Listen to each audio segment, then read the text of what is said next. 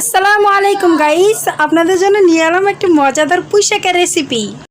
তার জন্য প্রথমে আমি পুঁই শাক আর আলু এভাবে কেটে ধুয়ে নিয়েছি। এই যে তারপর কি কি উপকরণ লাগবে দেখিয়ে দিচ্ছি। এখানে আমি মাছ নিয়েছি, এখানে পেঁয়াজ কুচি, আদা রসুন বাটা, কাঁচামরিচ, ধনেপাতা, তারপর এখানে মশলাপাতি নিয়েছি। এখন কিভাবে রান্না করতে হয় সেটা আমি দেখিয়ে দিচ্ছি। আর তার জন্য আবার নিয়ে নিলাম ডাল, আপনার যে কোনো ডাল নিতে পারেন। এখন আমি ডালগুলোকে ভেজে নিব। এই যে এরকম লালচে হয়ে গেলে এখন এটাকে আমি নামিয়ে নিয়ে ধুয়ে এখন আবার ডালটা সিদ্ধ করে নিয়ে যাচ্ছি। এই যে দেখুন এখন সিদ্ধ করা হয়ে গেছে।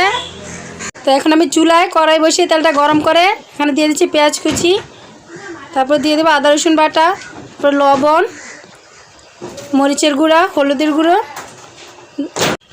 দিয়ে দিলাম জিরার গুঁড়ো। এগুলোকে দিয়ে তারপর ভালোভাবে মিশিয়ে নিতে হবে।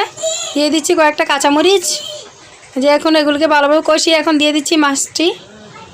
যে মাছগুলোকে এখন একটু পানি দিয়ে ভালোভাবে কষিয়ে নিব। রেখে দিচ্ছি এখন। এই যে দেখুন আমার কষানো হয়ে গেছে। আর এখান থেকে আমি কাঁটাটিও বাইর করে নিয়েছি।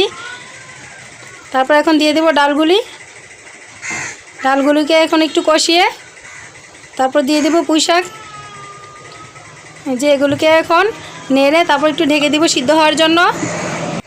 যে ভালোভাবে কষানো হয়ে গেলে একটু পানি দিয়ে দিব অল্প পরিমাণ। এই যে আমার হয়ে গেছে এখন শাকের রেসিপি।